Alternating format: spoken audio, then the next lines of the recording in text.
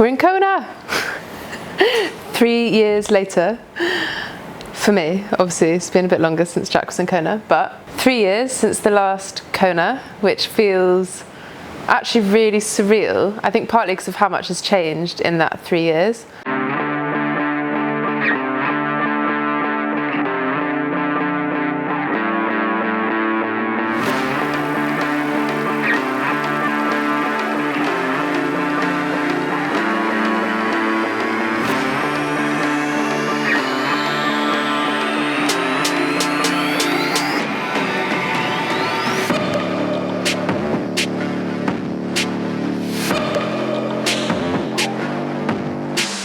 Back in Kona, finally got here for my first pro Kona. You know, we thought it might happen at the end of last year and then maybe in February, and then it wasn't, and it was St. George, and now it's Kona. So yeah, finally got round to it. Yeah, really good to be here. I think there was obviously a bit of a bad end to our Woodlands camp with Kat's crash and sort of seeing her go through that, but the progress she's made in like the last few days is amazing, and having her out here actually is just really great that she's managed to still come out here. That, you know, I think in some ways that'll help her, but like from a selfish me point of view, it's actually also just really nice to have her out here as a friend capacity.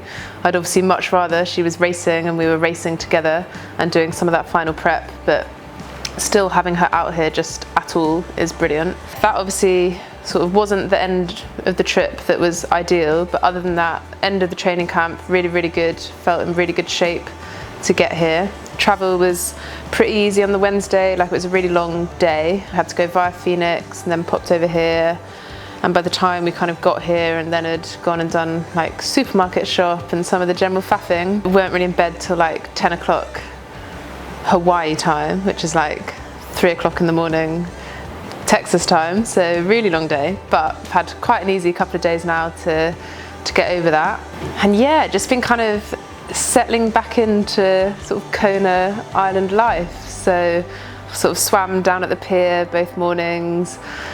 Had kind of forgotten how crazy the whole little Kona bubble is. Like, I think the first time I did it as an age grouper, I had in my head it was going to be a little bit like the age group 70.3 world champs that I'd done in Australia the year before.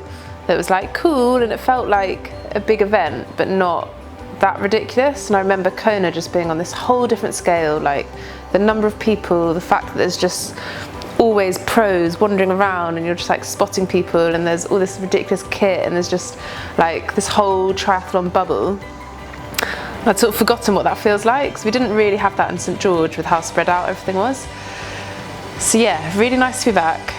It's definitely the best place to swim in the world. Like, nothing is better than that sea. It's so clear, it's warm, you see all the fish. I've not seen dolphins yet, but I'm sure we'll see dolphins at some point in the next few days.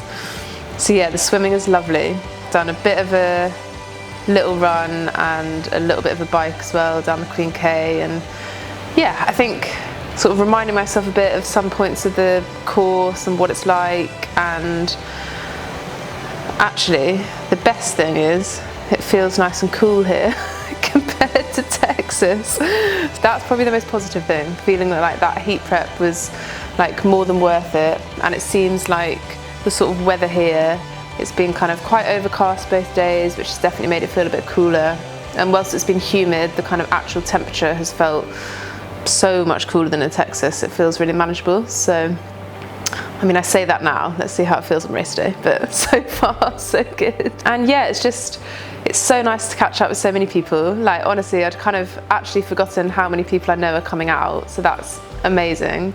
And like really cool, like this morning down at the pier, seeing like some of my good friends in their like Ruth Astle swim costumes, which like really cool to see that. And just generally like bumping into random people down the street. It took Jack and I a good 40 minutes to get out on our run today, because we kept bumping into people and having a chat. So yeah, so far so good. Legs are feeling really good. I think, yeah, a couple of easy days. I don't really have much left to do.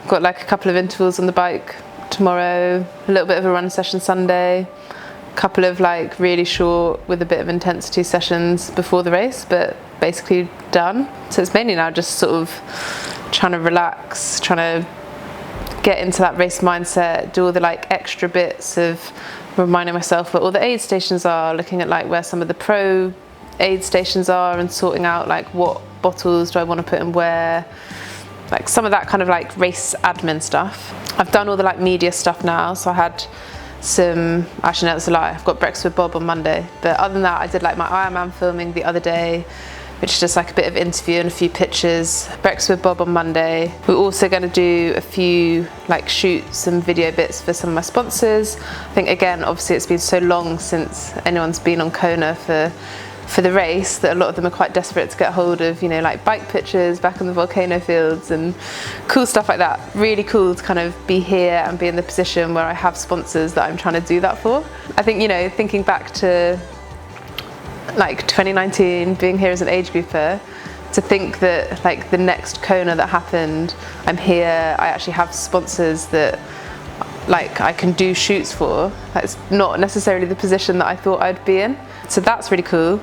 Mind-wise, like feeling really good. Again, I just feel in a really good place. Like the training's been good. I've got really good friends and support system around me out here. I guess I've got a bit of like, I was going to say extra motivation. It's not extra motivation, but I feel like with what happened to Kat, I have that extra bit to like draw on in the race when things get tough, to be like, well, she can't be here racing, get over it and suck it up and just, you know, push on when times get tough. Yeah, I think just generally having so many of my good friends out here is brilliant. And the fact that my coach Will has also managed to come out to support some of his athletes, that's an extra like invaluable support to have out here. So yeah, feeling really good mind-wise. And generally just kind of excited for the race. Like I think I've got lots of different scenarios of how I think it will pan out, but for now it's kind of let's get through the next few days and then I can think a bit more about race strategy, how I approach it, have a proper sit down with Will and yeah, sort of plan out some different scenarios. So I think if there's anything you want to see from Kona that is not already being covered by everyone and the whole world that's out here, no, in all seriousness, if there's like particular things you want to see, you know, if it's like a typical taper day or whatever, yeah, let me know and we can get something done.